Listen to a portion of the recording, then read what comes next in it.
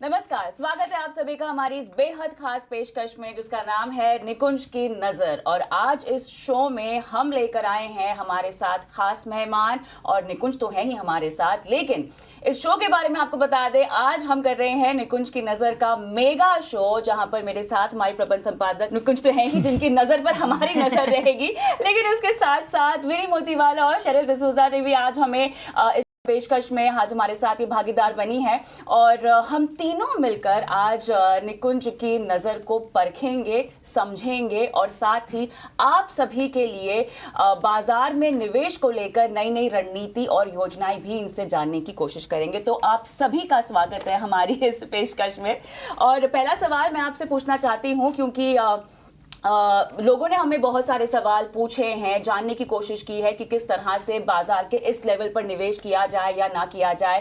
आप जो दर्शकों को समझाने की कोशिश करते हैं, मेरे ख्याल से लोगों को अब धीरे धीरे बाजार में एंट्री, अगर मैं बोलना चाहूं, या बाजार को समझकर अपने लिए निवेश रणनीति बनाना अब समझ में आने लगा है। तो इसी संदर्भ में एक सवाल ये है, क्योंकि हम देख रहे हैं कि बैंक निफ्टी एक नए उच्चतम स्तर पर पहुंच चुका है, और जो हम निफ्टी भी देख रहे हैं लगभग 2000 पॉइंट अपनी रिकवरी से आ चुका है ऊपर।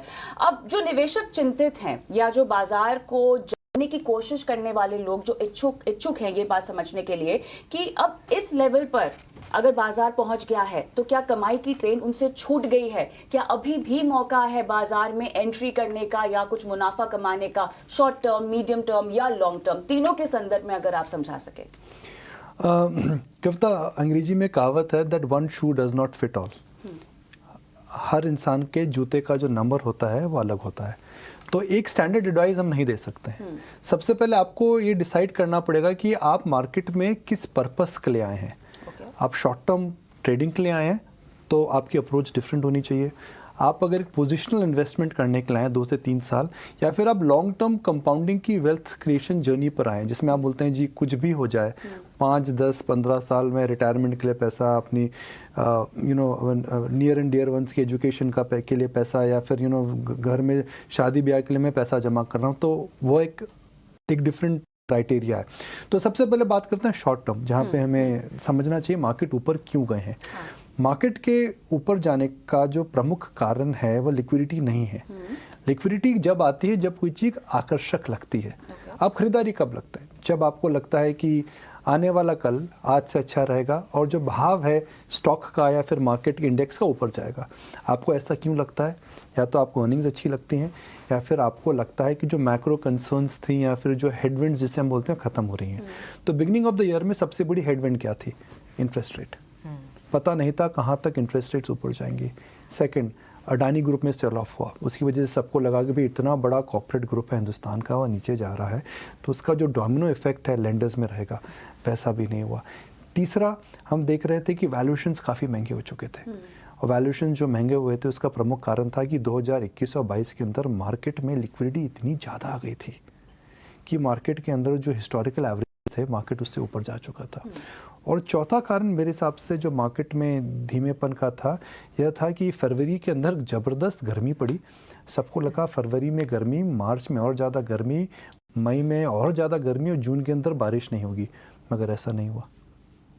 फरवरी में गर्मी आई मगर मार्च ठीक था, मई ठीक ठाक चल रहा है, और मानसून इस बार अच्छा होगा। तो इन्फ्लेशन को लेकर के कंसर्न्स कम है, रुपी स्टेबल है, अडानी ग्रुप में मारामारी नहीं हुई, फॉरेन इंस्टीट्यूशनल इन्वेस्टर्स वापस आ चुके हैं, और जो वैल्यूएशंस थे 1.5 साल के प्राइस करेक्शन के बाद वह ठीक ठाक हो चुके हैं। तो मार्केट अचानक नहीं पलटता है। हमें लगता है मार्केट अचानक पलटता है, मगर ये फैक्टर जब एक साथ आते हैं, कभी आगे कभी पीछे, वो मार्केट के अंदर एक कारण बन जाते हैं प्राइस रिवर्सल का। स्टॉक, आप किसी भी स्टॉक की 15 साल, 20 साल, 2 की हिस्ट्री अगर देखें, तो सपोज़ कोई भी 5 साल की हम हिस्ट्री देखते हैं, तो 5 साल की हिस्ट्री में आप देखेंगे कोई स्टॉक अगर 100% ऊपर गया है, तो जो प्राइस एक्शन आता है 5 साल में केवल 20% ऑफ द टाइम में आता है। मैं दोबारा समझाता हूँ, कोई भी स्टॉक की प्राइस हिस्ट्री देखें 5 साल या 10 साल की, तो जो प्राइस अप्रिसिएशन आता है वो केवल 20 से 25% समय में आता है। बाकी समय में मार्केट में स्टॉक या तो नीचे जाता है फिर वहीं फ्लैट रहता है। तो मार्केट में जो प्राइस अप्रिसिएशन आया है यह कॉन्सेंट्रेटेड आया है, मगर यह कई कारणों की वजह से आया है। ये तुक्का नहीं है, ये कारण की वजह से आया है। निकुंज, अगर मैं जानना चाहती हूँ, अभी आपने बताया कि ऑब्वियसली एक सडन चेंज नहीं आता है मार्केट में, देयर आर फैक्टर्स जो जिसकी वजह से चेंज होता है। आपने 2 महीने पहले बात करें तो सब लोग मंदी की बात कर रहे थे, गिरावट की बात कर रहे थे, सिर्फ आप ही थे जो बोल रहे थे कि नहीं तेजी होगी, मैं तेजी में हूँ, था और रहूँगा, ऐसे आपने बताया था।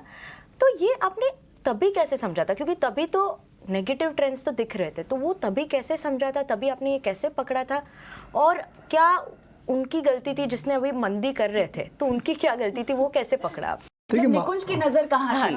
देखिए मैं बताता हूँ वो मार्केट के अंदर राइट रॉन्ग कुछ नहीं होता है। एक बायर होता है, उसको लगता है कि प्राइस ऊपर जाएगा, एक सेलर होता है, उसको लगता है प्राइस नीचे जाएगा। हर प्राइस पर एक बायर और एक सेलर होता है, और मार्केट और कुछ नहीं होता है, कॉमन प्लेटफॉर्म होता है जो कि बायर और सेलर को मीट करता है। ये समय ही बताता है कि मार्केट के अंदर कौन राइट होता है, कौन रॉन्ग होता है। देखिए मार्केट के अंदर आप गारंटी किसी चीज़ की नहीं दे सकते हैं, और मार्केट एक तरफा कभी नहीं जाता है। ज़िंदगी में एक तरफा चीज़ें ऊपर जाती है, जिसको उम्र कहते हैं। हालांकि we should not talk about age in front of girls, but yeah age is the only thing which keeps on going higher in the world, right. तो मार्केट के अंदर एक तरफा कुछ नहीं जाता है। मगर आप स्पेसिफिक अगर जानना चाहते हैं कि मार्केट में हमने वो जो तेज़ी का रुख था वो क्यों पकड़ा था, एक प्रमुख कारण मेरा ये था कि जब इंटरेस्ट रेट्स ऊपर जाते हैं, आप देखिए हिस्ट्री एक प्रकार का प्रमाण होता है, ये हमें काफ़ी चीज़ें सिखाता है। हम अंग्रेजी में बोलते हैं हिस्ट्री में not repeat itself but it certainly rhymes. तो हिस्ट्री में हमने देखा है कि जब भी मार्केट में, इंडियन मार्केट के अंदर मैक्रो कंसर्न्स आते हैं, एफआईज ने हमेशा बिकवाली करी है। 2008, 2012-13, 2022 मैक्रो कंसर्न्स थी, रुपी नीचे गया, एफआई का आउटफ्लोज हुए, और इन्फ्लेशन को लेकर के चिंता थी। हिंदुस्तान का जो मार्केट है इन्फ्लेशन सेंसिटिव मार्केट है, बहुत सेंसिटिव मार्केट है। यहाँ पे इन्फ्लेशन जब मूव करती है तो सीधा इम्पैक्ट आता है कंजम्पशन पे, जब इन्फ्लेशन मूव करती है सीधा इम्पैक्ट आता है करेंसी पे। तो जो 2022 में हुआ, it was as per the script, macro sell off led to a big selling by FIs. मगर जो मैक्रो कंसर्न्स थी वह ठीक हो रही थी, एक जो हम डिस्कस कर चुके हैं। सिमिलरली एफआईज ने पिछले 1.5 साल में करीब 2 लाख करोड़ के आसपास की सेलिंग कर दी थी। सब इंडिया में अंडरवेट हो गए थे। मगर आप देखिए दुनिया में सब जगह कुछ ना कुछ चिंताएं हैं। अमेरिका में इन्फ्लेशन है, यूरोप में स्लो डाउन है, चाइना ब्लैक बॉक्स है, रशिया को नहीं चाहता है, और लिक्विडिटी इतनी खत्म नहीं हुई है। तो money will come back where there is growth. तो automatically India which was an expensive market, वहाँ पैसा वापस आया। India is a market where growth was back, वहाँ ठीक हुआ, बैंकिंग साइकिल ठीक ठाक चल रही थी। तो कुल मिलाकर के कंपल्शन हो गया था वर्ल्ड के अंदर कि आपको अगर सेफ जगह जाना है, अच्छी जगह जाना है, जहाँ पर आपको पैसे की स्टेबिलिटी मिलती है। हमारे टेबल पे मार्क मोबियस साहब की एक बुक पढ़ी है। मार्क मोबियस साहब ने एक इंटरव्यू में 18 को बोला था कि भाई चाइना में मैं चिंतित हूँ बिकॉज जो मैंने निवेश करा है मुझे पैसा निकालने नहीं दिया जा रहा है, उन्होंने बोला था।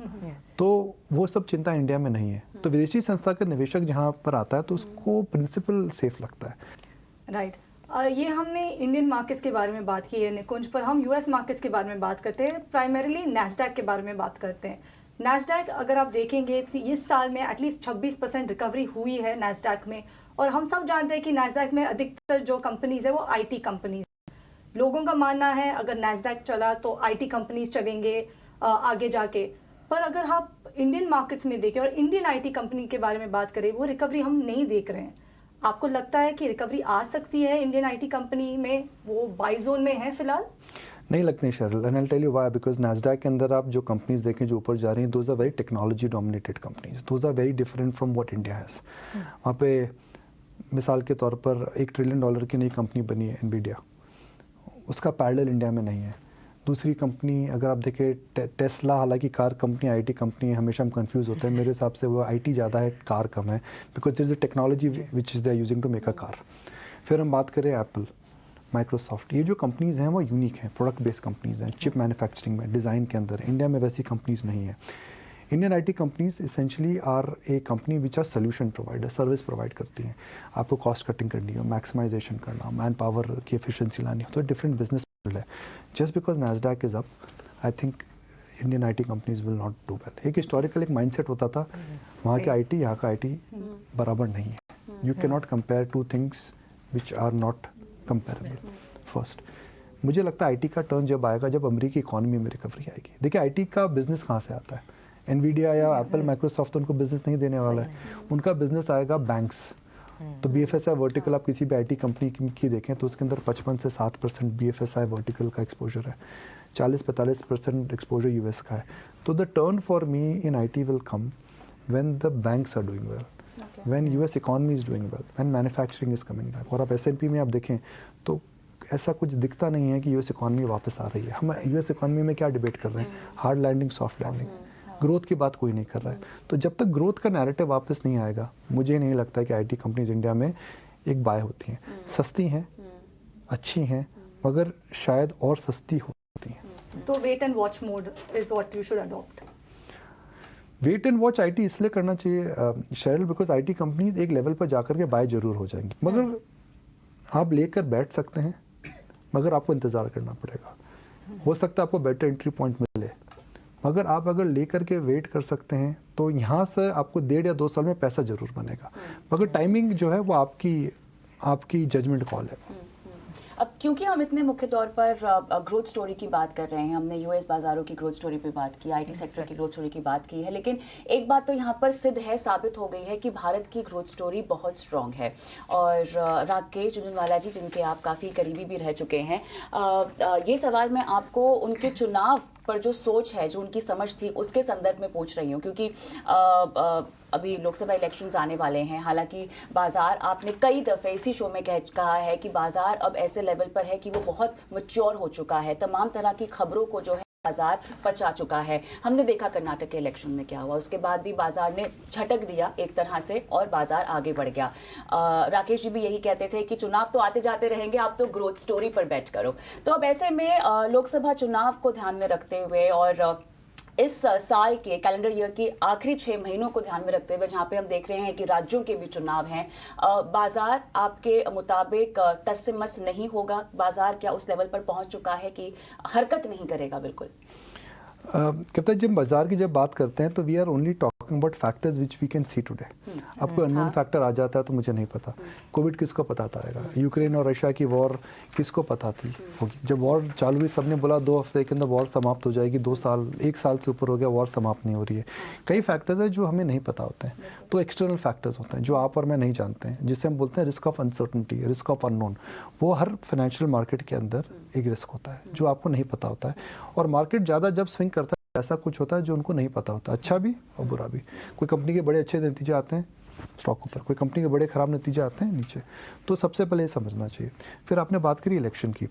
देखिए 2000 से मैं स्टॉक मार्केट्स को ट्रैक कर रहा हूँ, और 2000 से 2023 के अंदर मैंने मार्केट को सर्किट अप देखा है, सर्किट डाउन देखा है। मैंने सरकार से गवर्नमेंट चेंजेस देखे हैं, मैंने ग्लोबल चेंजेस देखे हैं, मैंने सूखा, बाढ़, 9/11, कोविड सब देखा है। वो जो सेंसेक्स है वो 4000 से 60,000 के ऊपर हो गया। तो आपको इसमें क्या पता लगता है 20 साल की जर्नी के अंदर? Assassinations, droughts, change of government, whatever could go wrong has gone wrong, but the human spirit is so innovative that market 4000 से 60,000 हो गया।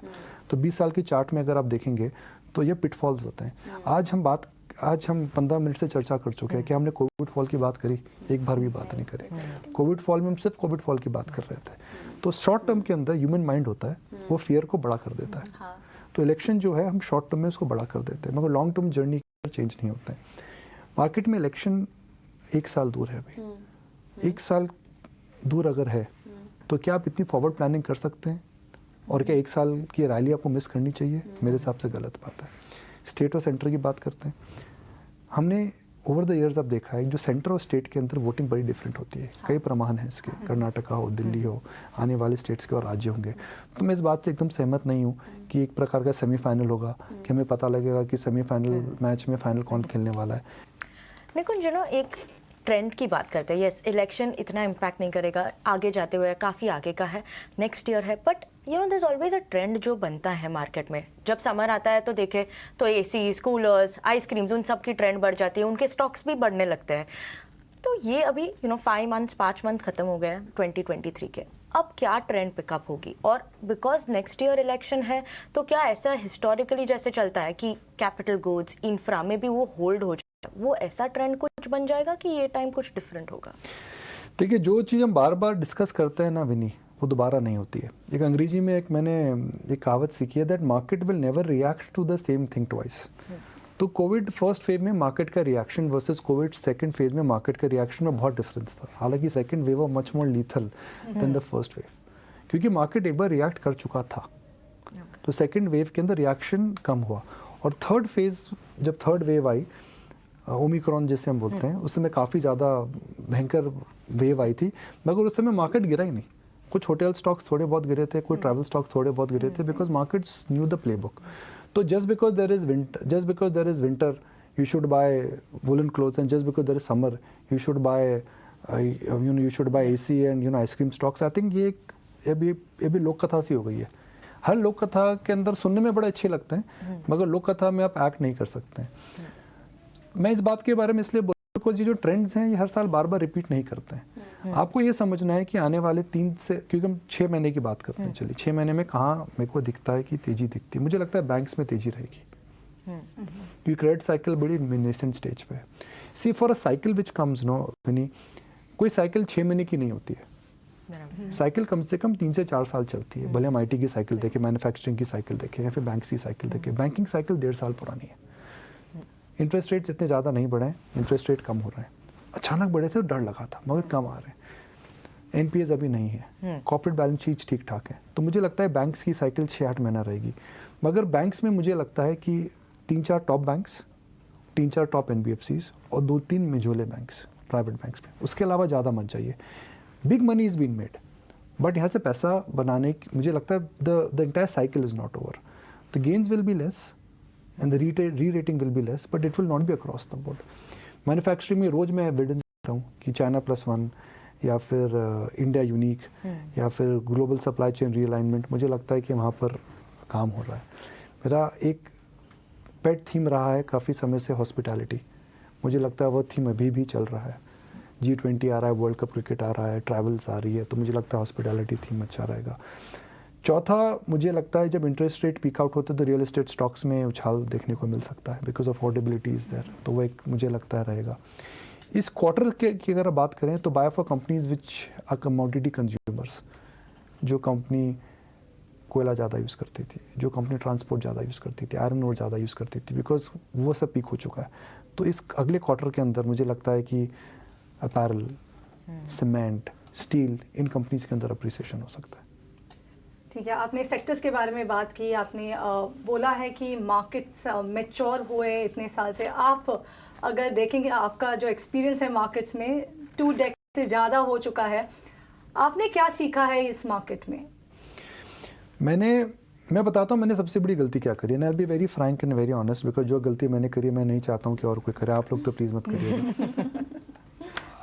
तो कहते हैं ना कि समझाने में और करने में गैप होता है। There is a difference between sip and lip, अंग्रेजी की जो कहावत है। बोलने में और करने में डिफरेंस है। शायद मेरी ज़िंदगी में अनफॉर्चुनेटली वो फैक्ट है। मैंने पावर ऑफ कंपाउंडिंग लोगों को समझाई, मगर शायद इम्प्लीमेंट नहीं करी। ह्यूमन माइंड है, ह्यूमन ब्रेन है, सब सीख के सीखते हैं। तो जो पावर ऑफ कंपाउंडिंग है, काश मैंने 20s में या 30s में चालू करी होती। मैंने 20s में बात करी, 30s में, अर्ली 30s में समझा और लेट 30s में उसको इम्प्लीमेंट करा। तो जो मुझे बेनिफिट मिलेगा वो 50s में और 60s में मिलेगा। तो अगर आप 20s में पावर ऑफ कंपाउंडिंग को इम्प्लीमेंट करते हैं, भले ही 1000 रुपये हो, भले ही 500 रुपये हो, भले ही 5000 रुपये हो, तो पावर ऑफ कंपाउंडिंग का बेनिफिट आपको 15 से 20 साल के बाद मिलता है। और पावर ऑफ कंपाउंडिंग दुनिया का 8वां अजूबा बोल सकते हैं उसको, या पाथ टू वेल्थ क्रिएशन बोल सकते हैं, या फिर अपनी पर्सनल हैबिट्स में बोल सकते हैं। आप अगर इस मोटिव से आएँ कि मेरे को आज थोड़ा अच्छा होना है, भले ही मेरे एनालिसिस में हो, बोलचाल में हो, मेरे प्रियजनों के साथ जो मैं रिलेशनशिप में वो, मेरे कोलिग्स के साथ जो रिलेशनशिप में हो, अगर आप रोज़ थोड़ा बेहतर करेंगे तो आई थिंक आप बहुत आगे बढ़ सकते हैं। तो मैंने पावर ऑफ कंपाउंडिंग अपनी निजी लाइफ में, स्पेशली फाइनेंशियल लाइफ में, मैंने काफ़ी लेट इम्प्लीमेंट करी है। पहले समझा फिर बात करी, मगर कहते हैं ना जी, आप सीख करके सीखते हैं। तो शायद ज़िंदगी की सबसे बड़ी सीख है, जो मैं दोहराऊंगा कि आप लोग तो गलती मत करिएगा, और जो शो देख रहे हैं प्लीज़ गलती मत करिएगा। बिल्कुल बिल्कुल, जो शो देख रहे हैं उन्हीं के लिए एक सवाल ये भी पूछना चाह रही हूँ, क्योंकि शुरुआत में आपने कहा कि बाजार में एक खरीदार होता है और एक शख्स होता है जो बिकवाली करता है। इसके बीच में भी जब सेटिंग बैठती नहीं है तो लोगों को घाटा भी हो जाता है। तो मुझे ये समझ कि ऐसी कौन सी गलतियां हैं जिससे आपको बचना चाहिए बाजार में, भले ही आप ट्रेडर के तौर पर हो या आप निवेशक के तौर पर हो, वो कौन सी गलतियां, वो कौन से रेड फ्लैग्स जो आपको पकड़ लेने चाहिए, उन्हें करने से बचना भी चाहिए। इसी से जुड़ा एक और सवाल ये है कि हमने काफ़ी विस्तार से चर्चा की कोविड पैंडेमिक की। हमने देखा बम्पर भागीदारी आई बाजार में, लोगों ने पैसा लगाया। अब जो हो रहा है उसमें से लोग कुछ छटते हुए दिखाई दे रहे हैं। जो लोग छट रहे हैं, मुझे आपसे ये समझना है कि क्या वो लोग ऐसे हैं जो अब बाजार को निवेश के नजरिए से देख रहे हैं, या वो लोग ऐसे हैं जिनको लगा कि अच्छा मौका था, पैसा कमा लिया, निकल लिए, अब बाकी जब गिरेगा तब देखा जाएगा। तो ये किस ओर अब हम बाजार में भागीदारी की जो परिभाषा है उसको बदलती हुई देख रहे हैं? कविता जी देखिए, वर्क एट होम की वजह से एक मेजर चेंज जो आया था वो आया था कि आपकी सेविंग्स बढ़ गई थी। आप ट्रैवल नहीं कर रहे थे, आप वर्क एट होम से कंट्रीब्यूट कर रहे थे। आपकी जब तक all you had to do is keep yourself safe and ensure that technology enablement was there and you were doing your work. तो वर्क एट होम की वजह से आपकी सेविंग्स बहुत आ गई। वो सेविंग्स ऐसे समय में आई जब मार्केट के अंदर एक लिक्विडिटी का बूम आया था, इन्फ्लेशन क्रैश हो चुकी थी। तो जो वर्क फ्रॉम होम जिसे हम रॉबिनहुड ट्रेडर्स बोलते हैं, बहुत बड़ा एक ब्रिगेड रेडी हुआ था, क्योंकि उस समय मार्केट के अंदर आपके पास पैसे थे, सेविंग्स थी और मार्केट ऊपर जा रहा था। तो lot of money which ideally was not there in the system came into the system। और इसकी वजह से हमने देखा कि ग्लोबली मार्केट के अंदर एक बहुत बड़ा डीप स्वेल, अंग्रेजी में बोल सकते हैं, बहुत बड़ा पार्टिसिपेशन आया था। Number of demat accounts, number of SIP accounts. और क्योंकि आपने शॉर्ट टर्म में इतना बड़ा राइज देखा था, तो आपको लगा था शेयर बाजार से अच्छी कोई जगह नहीं है। तो वो जो क्राउड है काफ़ी कम हो रहा है। अगर आपको ट्रेडिंग करनी है तो आपको समझना पड़ेगा रिस्क क्या होता है। सबसे बड़ी गलती जो लोग करते हैं मार्केट में, वह रिस्क और भावनाओं में कंफ्यूज हो जाता है। आपको लगता है कि आपका शेयर जो आप जिसमें निवेश कर रहे हैं सबसे सस्ता है, और आपका पड़ोसी जिसमें निवेश कर रहा है सबसे महंगा है। आपको लगता है कि आपका स्टॉक कभी नहीं गिरेगा, और गिरेगा तो ऊपर बढ़ जाएगा, और गिरेगा तो आप और ले लेते हैं। तो वही भावनाओं और रिस्क में डिफरेंस होता है। अगर आप रिस्क मैनेजमेंट रखेंगे तो आप हमेशा इस मार्केट में अव्वल दर्जे पर इमर्ज होंगे। बिल्कुल Nikunj, I am going to ask one more question retail investors के लिए। यस, एक तो निकुंज की नज़र शो काफ़ी पसंद कर रहे हैं रिटेल इन्वेस्टर्स, सुपर हिट बन चुका क्योंकि ये फाइनेंशियल अवेयरनेस क्रिएट करता है। अभी भी आप बात कर रहे थे कि क्या रेड फ्लैग्स हम लोग अवॉइड कर सकते हैं, रिस्क मैनेजमेंट, कंपाउंडिंग, ये सब ध्यान रखना चाहिए। अगर इस समय जो अभी मार्केट है उस पर अगर आपको एडवाइस देना है रिटेल इन्वेस्टर्स को, अब क्या करना चाहिए, अब क्या देखना चाहिए, कैसे उन्हें आगे बढ़ना चाहिए? मैं शायद वही बोलूँगा जो दोबारा दोहराया था, one shoe does not fit all. आपको सबसे पहले डिसीजन लेना है कि आप किस ले आ रहे हैं। देखिए, हर 10 साल में एक बार मौका मिलता है जहां आपको लेना पड़ता है। एक अंग्रेजी में कहावत है Sheryl, good news and good prices don't come together. शायद मैं कई बार टीवी पे बोलता हूँ। तो इसका तात्पर्य है कि जब न्यूज़ खराब होगी तभी तो लेने का समय है। तो जब ये खराब न्यूज़ आती है, जब जम के खरीदारी करिए, डरिए मत। मगर आप कोई एक्स्ट्रॉर्डिनरी रिटर्न इस लेवल से चाहते हैं जहाँ की सेंसेक्स 17-18% 17-18 की पी पर चल रहा है, तो वो शायद एक आप हवा के महल बना रहे हैं। मुझे एक पॉइंट तो जानना है कि आपने बताया कि good news and good price don't come together, but जब बैड न्यूज़ आती है तो कैश भी नहीं होता है, तो how does one invest then? तभी सिर्फ यू ओनली हैव एसआईपी, तो उसके बाद क्या ही कर सकते हैं ना, ऑप्शन। देखिए, ये बहुत अच्छा सवाल है Vinny. I keep on asking this question to myself कि भैया आप क्या करना चाहिए। तो एक मैं चार्ली मंजर साहब की बात बताता हूँ। चार्ली मंजर साहब की एक बड़ी अच्छी बुक है, चार्ली एल्मैनाक करके नाम, शायद Poor Charlie's Almanack, that is the book. और यह बात मैंने वल्लभ बंसाली से भी सीखी है, हमेशा प्रिपेयर्ड रहिए। अपॉर्चुनिटी बोलकर नहीं आती है, पर आप प्रिपेयर्डनेस कर सकते हैं। तो आपको लगता है कि मार्केट बहुत एक्सपेंसिव है, तो किसने बोला पूरा इन्वेस्टेड रहिए? सही बात है। भाई, मार्केट में हमें पता था कि जब 25-30 का पी मल्टीपल हो जाता है निफ्टी का, तो निवेश करने का समय नहीं है, वह कैश प्रिजर्व करने का समय। तो ऐसा भी करते रहिए, मगर लमसम मत डालिए। आपको लगता है कि कोई स्टॉक है जो ऐसे पी मल्टीपल पर आ चुका है जो जस्टिफाई नहीं हो सकता है, मत इन्वेस्ट करिए। आपको पता है कि फिनटेक और कंज्यूमर टेक कंपनीज में किस प्रकार की मारामारी हुई थी, वो बबल दिख रहा था, तो मत निवेश करिए। अब ये साइंटिफिकली फंड मैनेजर बोलेंगे जी हम तो कैश रखते नहीं हैं, मगर ये जो मैं आपको बता रहा हूँ पर्सनल सीख मेरी है, you should always be prepared. You should be prepared for the worst in life, you should be prepared for the worst in markets, and you should always be prepared. देखो, जब अपॉर्चुनिटी आएगी और आपके पास cash है या prepared है, तो फिर आपको बार्गेन्स मिलेंगे। Always be prepared in the markets. मेरे ख्याल से यही एक वजह है कि हम्म। हम इतना फाइनेंशियल प्लानिंग को तवज्जो देते हैं, इतनी तरजीह देते हैं, इतना जोर देते हैं, और इसके बेस्ट नुस्खे आपको इतना स्वदेश पर और निकुंज की नज़र पर मिलेंगे। आपने कहा कि तैयार रहें। अब किसी के पास तैयारी पूरी है तो पैसे कहाँ लगाएं? आप रिकमेंडेशन तो आप देते नहीं है, लेकिन आपकी एनालिसिस विश्लेषण क्या कहती है? किस तरह की कंपनियों पर फिलहाल नज़र रखी जा सकती है, खरीदा जा सकता है? तो कुछ थीम्स की हमने बात करी थी, बैंक्स, मैन्युफैक्चरिंग, हॉस्पिटैलिटी, नीश कंजम्पशन, ये 3-4-5 थीम्स हैं जहाँ मुझे लगता है कि अर्निंग्स ठीक हैं, प्राइसेस इतने एक्सपेंसिव नहीं है। देखिए मार्केट में दो ही तरीके से आप पैसा बना सकते हैं, तीसरा तरीका मैं तो नहीं जानता हूँ, तो प्लीज़ बता दीजिए। सस्ता लीजिए, यानी कि 100 रुपये का कोई इंट्रिंसिक वैल्यू है तो 80 रुपीज़ में लेते हैं, तो मार्केट 100 रुपये के वैल्यू पे जब दोबारा आएगा पैसा बना लेंगे। या बोलते हैं 100 रुपये की जो वैल्यू है वो 120 रुपये हो जाए, जैसे अर्निंग्स ग्रोथ बोलते हैं। तो इस समय वो जो पहला वाला पार्ट था, 100 रुपये की चीज़ 80 रुपये में मिल रही है, सोना आपको पीतल के भाव में मिल रहा है, या सोना आपको चांदी के भाव में मिल रहा है, आपका ख़त्म हो चुका है। इस समय आपको री रेटिंग या अर्निंग्स ग्रोथ के लिए मार्केट लेना है, तो जहाँ पे भी अर्निंग्स आएगी वो लेना आपको पड़ेगा। तो वो कौन से स्टॉक्स हैं? आप, मुझे पता है कि आप स्टॉक्स के बारे में कभी बात नहीं करते, आपने बहुत सारे सेक्टर्स के बारे में बात किया निकुंज, पर वो कौन सा एक स्टॉक जो आपको लगता है कि बहुत अच्छा दिख रहा है आपको अभी, if you are prepared you should put your money in it? Sheryl, see the index set is an all time high, almost all time high, 200-300 point Nifty में मैटर नहीं करता है। 3 महारथी हैं जो नहीं चले, रिलायंस, HDFC बैंक और Infosys. At some point in time markets will recognise the value in them.